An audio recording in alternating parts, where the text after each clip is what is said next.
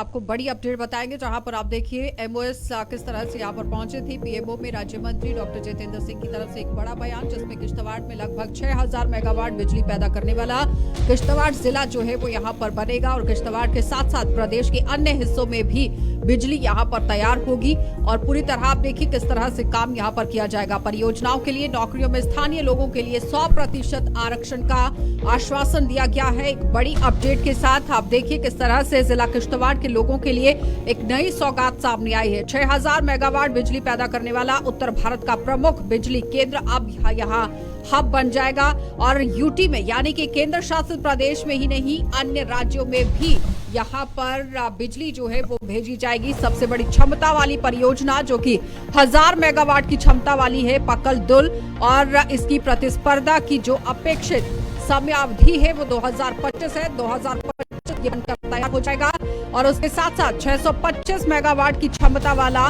कीरू जल विद्युत परियोजना 2025 इसकी भी समय सीमा रखी गई है। यानी कि जो भी परियोजनाएं चलाई जा रही है जिला किश्तवाड़ के अंदर, उन्हें किस तरह से आम जनता के सामने रखा गया है और एक सौगात से इसे कम नहीं माना जाएगा। और सबसे बड़ी अपडेट ये सामने आई है कि 100% आरक्षण वहां पर आम जनता को दिया जाएगा, स्थानीय लोगों को दिया जाएगा। लेकिन कितना दिया गया है, कई तरह के सवाल ये निशान उठ रहे हैं। उसके साथ साथ 624 मेगावाट वाला कार परियोजना का जो प्रोजेक्ट है उसका भी समय सीमा को लेकर बात की जाए तो उसे मुकम्मल तरीके से पूरा होना बहुत जरूरी है। लेकिन 54 महीने का समय इसके लिए रखा गया है। कीरू जल विद्युत परियोजना के लिए लगभग 25 किलोमीटर अपस्ट्रीम में 930 मेगावाट की क्षमता वाली एक और जल विद्युत ये परियोजना है। यानी कुल मिलाकर आपको ये बता रहे हैं कि जिला किश्तवाड़ के अंदर जब जितेंद्र सिंह दौरे को लेकर पहुंचते हैं तो किस तरह से बात कही गई और जितनी भी परियोजनाएं वहां पर चलाई जा रही हैं उसको लेकर मंथन किया गया और पूरी तरह से बताया गया कि किस तरह से बिजली के जो प्रोजेक्ट हैं वो यहां पर चलाए जा रहे हैं। 850 मेगावाट की रतले परियोजना को केंद्र और केंद्र शासित में जो जम्मू कश्मीर प्रदेश है उसके बीच में एक संयुक्त उद्यम के रूप में भी पुनर्जीवित किया जाएगा। इस तरह से बात जितेंद्र सिंह की तरफ से कही गई है। साथ ही आपको बताते चले कि दुल्हस्ती पावर स्टेशन की अगर बात की जाए तो इसे भी स्थापित किया गया है और स्थापित करने की जो क्षमता है वो 390 मेगावाट है। जल विद्युत परियोजना की क्षमता यहाँ पर आप देखिए 260 मेगावाट होगी। तो सिर्फ बिजली ही नहीं, निवेश भी यहाँ पर किया जा रहा है, स्थानीय लोगों को 100% आरक्षण देने की बात। लेकिन उस बीच में बड़ी बातें किस तरह से कही गई और जमीनी सतह पर क्या कुछ हकीकत है, इसी पर ज्यादा जानकारी देंगे हमारे संवाददाता अजय शान। अजय, आपसे जानना चाहते हैं, जिस तरह से पीएमओ में राज्य मंत्री डॉक्टर जितेंद्र सिंह वहां पर पहुंचते हैं और अपने दौरे के दौरान कई तरह की बातें उन्होंने सामने रखी, कई तरह के दावे सामने रखे हैं। लेकिन सबसे पहला सवाल ये है कि परियोजनाओं को लेकर जो भी बयानबाजी की गई, किस तरह से काम यहाँ पर परियोजना को लेकर चल रहा है?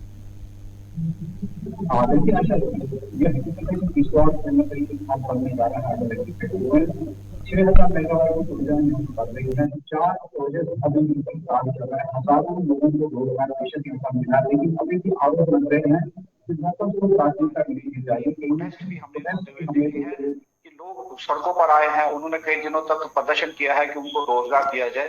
हालांकि दावा यह किया गया है कि 100% जो रोजगार है स्थानीय लोगों को दिया जाएगा। लेकिन इसमें कुछ ना कुछ हमें यह भी देखना पड़ेगा कि जो टेक्निकल स्टाफ है वो यहाँ पर ट्रेड स्टाफ नहीं है।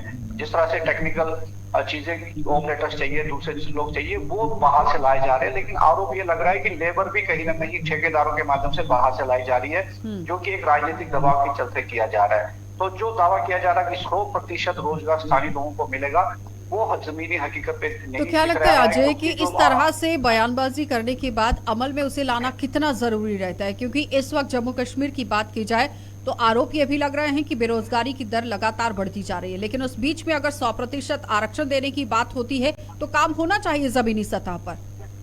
जी बिल्कुल, देखिए जो अधिकारी होते हैं वो मंत्रियों को जो आंकड़ा देते हैं वो अपनी स्किन सेव करने के लिए कहीं ना कहीं ऐसे आंकड़े देते हैं कि मंत्री को भी गलत गाइड किया जाता है, जबकि हकीकत जो है वो डिफरेंट होती है।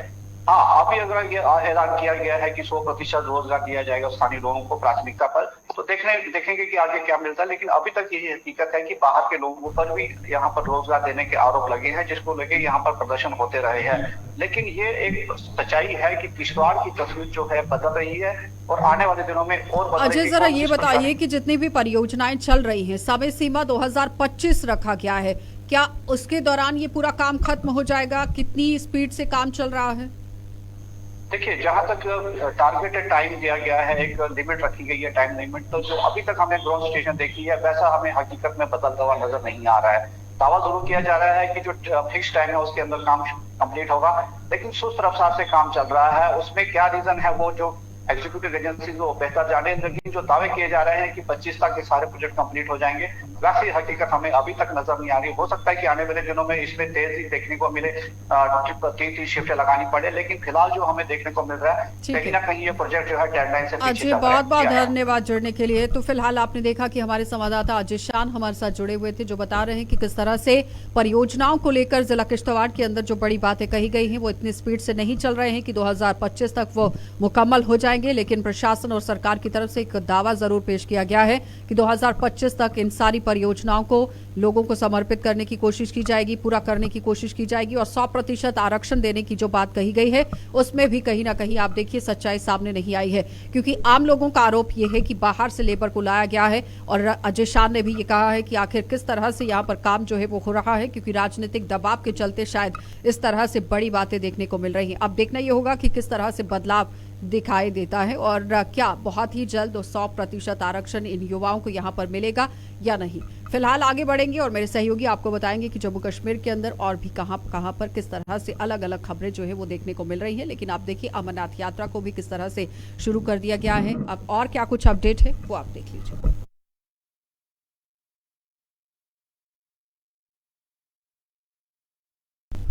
बहुत बहुत शुक्रिया आशा मैम। आपको बता दें अमरनाथ यात्रा की औपचारिक शुरुआत जो है वो हो गई है और इसकी प्रथम पूजा लेफ्टिनेंट गवर्नर ने कल की है और अब कहीं ना कहीं 1 जुलाई से अमरनाथ यात्रा शुरू होनी है। और कुल मिलाकर अगर बात करें जम्मू कश्मीर प्रशासन की तो पूरी तरह से तैयारियां हो गई हैं। फिलहाल आज की जो अपडेट हमारे सामने है वो आपको बताते हैं, विस्तार से बताते हैं। कल जो है वो वीडियो कॉन्फ्रेंसिंग के जरिए उपराज्यपाल मनोज सिन्हा ने इस साल की प्रथम पूजा की है, यानी शुरुआत जो है वो अमरनाथ यात्रा की शुरू हो गई है। उन्होंने प्रदेश व देश में शांति, सुरक्षा, समृद्धि के वातावरण की कामना की है और साथ ही ये भी कहा है कि आने वाले समय में जो अमरनाथ यात्रा होनी है वो सही ढंग से चले, सुचारू रूप से चले, शांति से चले, उसमें किसी भी तरह का कोई भी कठिनाई या कोई भी मुश्किलात जो है वो यात्रियों के सामने खड़ी ना हो, चाहे वो कोई प्राकृतिक आपदा हो या आतंकियों द्वारा हुए हमले हो या सड़क दुर्घटनाएं हो। क्योंकि हम पिछले कई दिनों से या पिछले कई सालों की बात करें तो आंकड़े उठाकर देखें तो कई सारे ऐसे आंकड़े जो है अमरनाथ यात्रा के दौरान हुई मौतों के जो हैं वो सामने आए हैं। उसमें कई सड़क दुर्घटनाओं में लोगों की मौत हुई है, कई बार आतंकियों ने हमले किए हैं, कई बार जो है नेचुरल डिजास्टर यानी प्राकृतिक आपदा जिसमें क्लाउड बर्स्ट जो है वो सबसे ज़्यादा आगे है। पिछले साल भी बादल फटने से जो है कई सारे लोगों की मौत हुई थी, कई सारे बाकी लोग उसकी चपेट में भी आए थे। और इस तरह की चुनौतियां जो है जम्मू कश्मीर प्रशासन के सामने हमेशा बनी रहती हैं कि कैसे अमरनाथ यात्रा को सही और सुचारू रूप से जो है वो संपूर्ण किया जाए। फिलहाल कल इसकी पूजा हो चुकी है और अब औपचारिक तरीके से ये यात्रा कहीं ना कहीं शुरू हो गई है। ये 62 दिन की यात्रा चलेगी, रक्षाबंधन तक ये यात्रा चलेगी।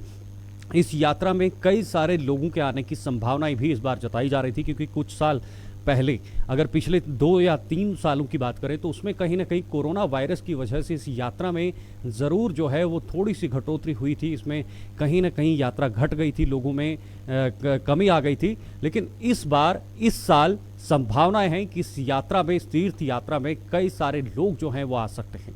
दूसरी तरफ सुरक्षा को लेकर भी एक बहुत बड़ी चुनौती प्रशासन के सामने है, क्योंकि सुरक्षा सबसे बड़ा सवाल इस वक्त बना हुआ है कि आखिर सुरक्षा के से कैसे यहाँ का प्रशासन, यहाँ की पुलिस, सुरक्षा एजेंसियां या फिर सुरक्षा बल जो हैं अंजाम देंगे, कैसे सुरक्षित रूप से इस यात्रा को जो है वो संपूर्ण करेंगे।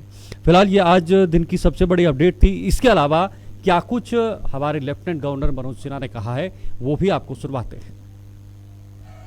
जिस पूर्णिमा के दिन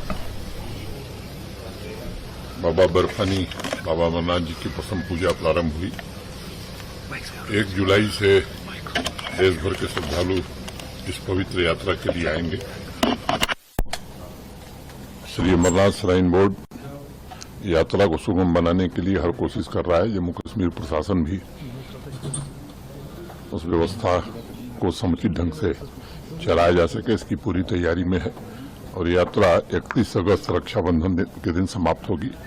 मैं जम्मू कश्मीर के सभी निवासियों से भी निवेदन करना चाहता हूं, जिस तरह से यहाँ के स्थानीय निवासी हर वर्ष इस यात्रा में अपना पूरा सहयोग देते हैं, इस साल भी पूरा सहयोग देंगे और मैं उम्मीद करता हूं कि देश भर के जो श्रद्धालु आएंगे वो एक अच्छा अनुभव लेकर के जाएंगे। स्वाभाविक रूप से जब यात्री आते हैं तो स्थानीय लोगों को भी रोजगार के बहुत सारे अवसर उपलब्ध होते हैं। मैं समझता हूं कि यात्रा में जितने ज्यादा से ज्यादा श्रद्धालु आएंगे, यहाँ के लोगों की इकोनॉमी और बढ़ेगी। सुरा लेफ्टिनेंट मनोज सिन्हा ने जो है क्या कुछ कहा है इस यात्रा को लेकर, साफ तौर पर उपराज्यपाल का कहना है कि यात्रियों की जो तैयारियां हैं वो पूरी हो चुकी हैं, चल रही हैं और आने वाले समय में 1 जुलाई से जो यात्रा होनी है इसको लेकर किसी भी तरह की कोई घटना इस यात्रा के बीच ना घटे। हालांकि नेचुरल डिजास्टर या प्राकृतिक आपदा की बात करें तो ये प्रशासन तक नहीं है, ये कुदरत की एक मर्जी है, लेकिन उसके बावजूद जो अन्य चीज़ें हैं, जो अन्य सुविधाएं हैं, उसको लेकर प्रशासन फिलहाल पूरी तरह से सतर्क दिख रहा है, पूरी तरह से तैयार दिख रहा है। देखना यह होगा कि जब अमरनाथ यात्रा शुरू होगी और उस यात्रा के दौरान क्या कुछ निकलकर सामने आएगा, किस तरह से ये यात्रा चलेगी और इंतजामात की बात करें तो वो कितने सही रूप से जो है वो अमल में लाए जाएंगे। फिलहाल मेरे साथ इतना ही, आगे बढ़ते हैं। मेरे सहयोगी अनिल शर्मा आपके सामने आएंगे और लव जिहाद को लेकर उनका जो है वो अपडेट रखेंगे।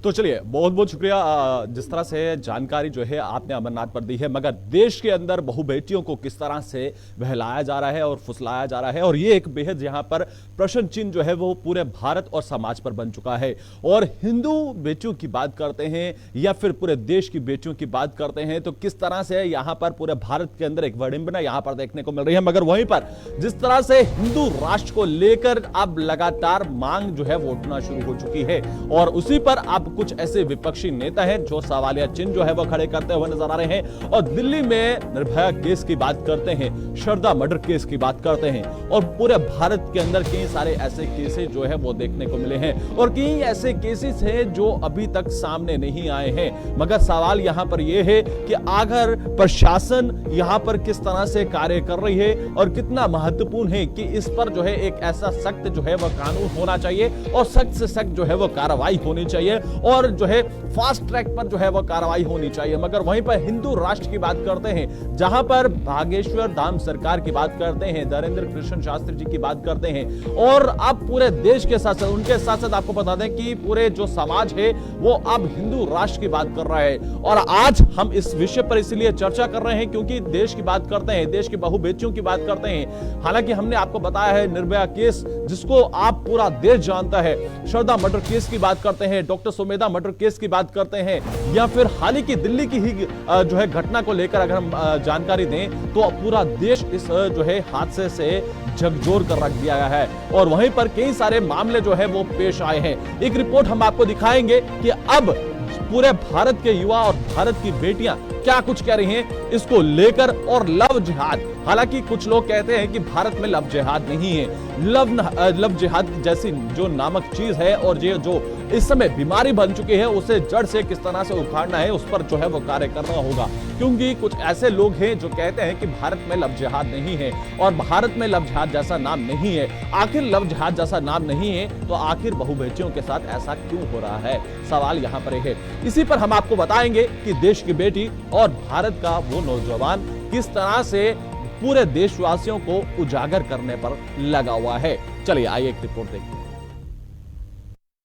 एक लड़की, उससे भी ऊपर एक इंसान होने के नाते जितना गुस्सा आ रहा है ना, शायद मैं वो बयां भी ना कर पाऊं, लेकिन उस लड़के पे नहीं, क्योंकि उसकी जात ही वो है, उससे एक्सपेक्टेड था। मगर वो लोग जब वहां खड़े होके तमाशा देख रहे हैं, जरा शर्म नहीं आई? इतने सारे लोग मिलके एक लड़के को ना रोक पाते। मैं सच बता रही हूँ, अगर तुम में से कोई मेरी वीडियो देख रहा है, प्लीज अभी डूब के मर जाओ, बहुत अच्छा लगेगा।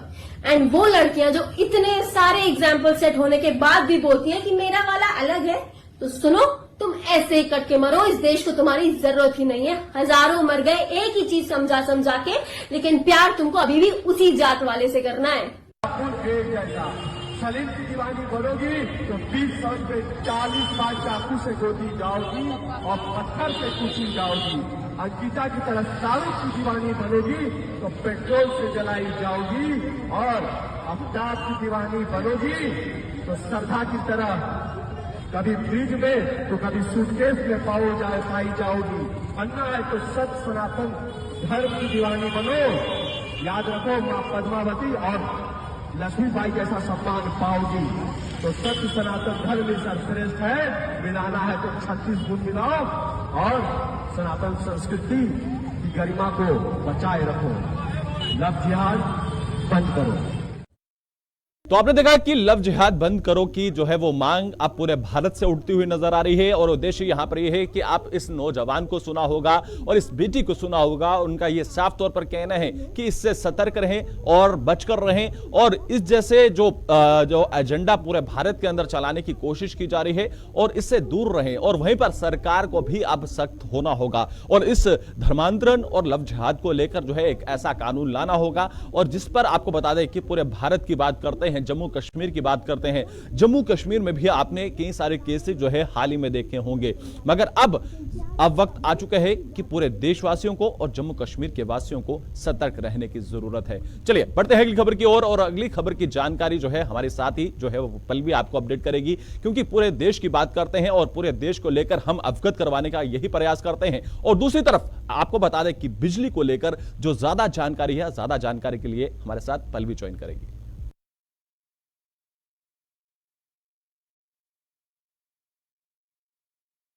बहुत बहुत शुक्रिया अनिल। और वहीं पर जिस तरीके से बात करते हैं हम लोग बिजली के ढांचे की, तो प्राइवेट बिजली होने की वजह से, स्मार्ट मीटर्स होने की वजह से हमें ये देखने को मिला था कि लोगों के बहुत ही भारी भरकम बिल आते हैं। उस बीच एमनेस्टी स्कीम की शुरुआत सरकार द्वारा की गई, जिसमें कि लोगों को ये कहा गया कि जो उनके भारी भरकम बिल है वो उन्हें इंस्टॉलमेंट में पे कर सकते हैं। आपको इस पहले तो स्कीम की जानकारी एक बार फिर देना चाहेंगे कि स्कीम की जो शुरुआत है वो अक्टूबर महीने में की गई थी, यानी कि पिछले साल अक्टूबर में इसकी शुरुआत हुई थी। और जितने भी एरियर्स थे जो कि एमनेस्टी स्कीम के अंडर, उन्हें कहा गया था कि वो अपने बिजली के बिलों का भुगतान करें। लेकिन बिजली के बिलों के भुगतान करते हुए यहाँ पर लोग हमें नजर आ रहे हैं, लेकिन जो ब्यूरोक्रेट्स या फिर जो पॉलिटिशियंस हैं उनके लिए ये एमनेस्टी स्कीम कहीं पर मायने नहीं रखती है। और ऐसा कहना है Jammu Kashmir power development corporation limited का। उनका कहना है कि जितने ब्यूरोक्रेट्स या फिर जो पॉलिटिशियंस हैं वो एमनेस्टी स्कीम के तहत अपने बिजली के बिल भरने में कहीं ना कहीं असमर्थन है और वहीं पर अभी तक उन्होंने अपने जो बिल्स हैं वो नहीं भरे हैं। जिसको ध्यान में रखते हुए आपको ये बताएं कि अब एमनेस्टी स्कीम के तहत जो बिजली के बिलों का भुगतान के लिए इंस्टॉलमेंट की जो कहा गया था कि वो इंस्टॉलमेंट पे करे और इस पर इंटरेस्ट नहीं लगाया जाएगा, यानी कि जितनी भी आपका बिल आया होगा आपको सिर्फ वो भरना है, लेकिन जो इंटरेस्ट है वो इसमें नहीं भरना होगा। तो उसकी अब तारीख सितंबर महीने में आखिरी तारीख है, यानी कि 1 साल पूरा होने वाला है। और अब जितने भी लोग हैं, चाहे वो एक सिविल सोसाइटी से बिलोंग करते हुए लोग हैं या फिर पॉलिटिशियंस हैं या फिर ब्यूरोक्रेट्स हैं, उनके लिए JKPDCL ने ये कह दिया है कि आप अपने बिजली के बिलों का भुगतान अब वन टाइम सेटलमेंट के साथ सितंबर महीने में करने के लिए तैयार हो जाए। यानी कि अगर आपके सितंबर महीने तक बिल क्लियर नहीं होता है या फिर आप किसी भी एमनेस्टी स्कीम के तहत कोई भी किश्त देई आपने अभी तक नहीं दी है, तो आपको वन टाइम सेटलमेंट सितंबर के महीने में ही करना है। यानी कि अब स्कीम की जो समापन है वो होने वाला है और ये अंतिम समय पर पहुंच चुकी है, यानी कि अब इसका एंडिंग टाइम आ चुका है स्कीम का और एमनेस्टी स्कीम खत्म होने वाली है सितंबर महीने में। और सितंबर महीने में जब ये स्कीम खत्म होगी तो उस बीच वो लोग जो कि ड्यूज में पाए जाएंगे, यानी कि जिन्होंने अपने बिजली के बिलों का भुगतान एमनेस्टी स्कीम के शुरू होने के बाद भी नहीं किया, उनके बिजली के कनेक्शंस पूरे तरीके से काट दिए जाएंगे। और इसके बारे में आज जो नोटिस है वो जारी कर दिया गया है JKPDCL द्वारा, और ये कहना है कि स्मार्ट मीटर्स के तहत जो बिल आ रहे हैं और जिनके समय दिया गया था कि पुराने बिल्स को वो क्लियर करें और वो लोग जो एरियर्स में फॉल कर रहे थे वो अपने बिलों का भुगतान करें, तो उनको अब सितंबर तक का टाइम है जो कि वो अपने बिल पे कर सकते हैं। वन टाइम सेटलमेंट के साथ उनको सितंबर महीने में जो बकाया राशि है वो पूरी करनी है, और अगर वो ऐसा नहीं करते हैं तो जो उनके बिजली के कनेक्शन है वो काट दिए जाएंगे। लेकिन यहाँ पर अगर दूसरी तरफ हम लोगों की बात करते हैं तो लोगों के भारी भरकम बिल जो थे वो आए थे, और अगर उनमें से लेट फी या इंटरेस्ट निकाल दिया जाए तो भी उनके पर मंथ की जो इंस्टॉलमेंट थी वो 20 से 30 हज़ार बन रही थी। और लोगों का ये कहना था कि वो लोग जिनके पास बीपीएल के कार्ड हैं या फिर जो दिहाड़ीदार है उनके लिए एक महीने में 20 या 30 हज़ार रुपए इंस्टॉलमेंट पे करना बहुत मुश्किल है। और इस बीच बहुत से बिजली के कनेक्शंस थे जो कि काटे भी गए थे। और साथ ही साथ आपको ये भी बताएं कि उनका ये कहना था कि उनके बिजली के बिलों को माफ़ किया जाए, क्योंकि एमनेस्टी स्कीम का भी उन्हें कोई फ़ायदा नहीं हो रहा, क्योंकि जो एमनेस्टी स्कीम है उसे 12 महीने में डिवाइड किया गया था टोटल अमाउंट को, और उस टोटल अमाउंट को डिवाइड होने की वजह से जो उनकी एक महीने की इंस्टॉलमेंट बन रही थी वो भी 20 से 30 हज़ार बन रही थी। तो जो डेली वेजर्स हैं वो ये 20 से 30 हज़ार किस तरीके से पे करेंगे, ये उनके लिए मुसीबत बनती जा रही है। और दूसरी तरफ जो स्मार्ट मीटर्स लगाए गए हैं उन स्मार्ट मीटर्स के भी भारी भरकम बिल उन्हें देने पड़ रहे हैं, जिसकी वजह से उनका ये कहना था कि सरकार उन्हें इस पर राहत पहुंचाए। लेकिन वहीं पर दूसरी तरफ वहाँ पर JKPDCL डिपार्टमेंट की बात करते हैं तो पावर डेवलपमेंट डिपार्टमेंट ये करता हुआ नजर नहीं आ रहा। उन्होंने नोटिस जारी किया है कि सितंबर महीना अब आखिरी महीना है जब वन टाइम सेटलमेंट हर एक को करना है, चाहे वो पॉलिटिशियन है, चाहे वो ब्यूरोक्रेट है या फिर कोई आम आदमी है। हर किसी को अपने बिलों का भुगतान जो पुरानी बकाया राशि है वो सितंबर महीने तक पूरी करनी है। और जो लोग ऐसा नहीं करते हैं उनके जो कनेक्शंस हैं वो उसी टाइम सितंबर महीने के एंडिंग में काट दिए जाएंगे। तो चलिए अब अगली खबर की तरफ रुख करते हैं और बात करते हैं कि ट्राई ने एक बार फिर गाइडलाइंस जारी कर दी हैं, यानी कि प्रमोटिंग कॉल्स को लेकर ट्राई ने क्या कुछ जानकारी दी है और क्या कुछ नई गाइडलाइंस जारी हुई हैं, इसके बारे में तमाम जानकारी के लिए जसलीन कौर यहाँ पर मौजूद हैं, उनसे जानेंगे। तो चलिए बढ़ते अगली खबर की ओर। जिस तरह से मेरी सहयोगी ने मेरी खबर के साथ आपको रूबरू करवाया है, ट्राई की तरफ से अगर बात करें तो एक बार फिर से यहाँ पर गाइडलाइंस जो हैं वो जारी कर दी गई हैं। तमाम अलग अलग टेलीकम्युनिकेशन कंपनीज की बात करें तो उन्हें ये हिदायत दी गई, क्योंकि लोग लगातार परेशान है, चाहे प्रैंक कॉल्स की बात करें या लगातार प्रमोशनल कॉल्स या SMS की बात करें, तो लगातार ये सिलसिला जो है देखने को मिलता है कि आए दिन आपको इस तरह की कॉल्स आती हैं और कई बार लोग जो है कस्टमर्स की बात करें तो काफी ज्यादा परेशान भी हो जाते हैं। हालांकि ट्राई की तरफ से ये पहले भी साफ तौर पर कहा गया था कि ये नई सर्विस जो है लोगों को जो है कहीं ना कहीं एक सुविधा देगी, पर उसके बावजूद देखा जाता है कि आज भी लोगों को लगातार इस तरह की प्रमोशनल कॉल्स जो है लगातार देखने को मिल रही हैं। पर फिलहाल इसको लेकर अगर ट्राई की बात करें तो उन्होंने साफ तौर पर कहा है, तमाम टेलीकम्युनिकेशन कंपनीज की बात करें, उन्हें डायरेक्ट किया है, सर्विस प्रोवाइडर्स की बात करें तो उन्हें कहा गया है कि आप इस तरह का यूनिफाइड डिजिटल प्लेटफॉर्म जो है वो बनाइए।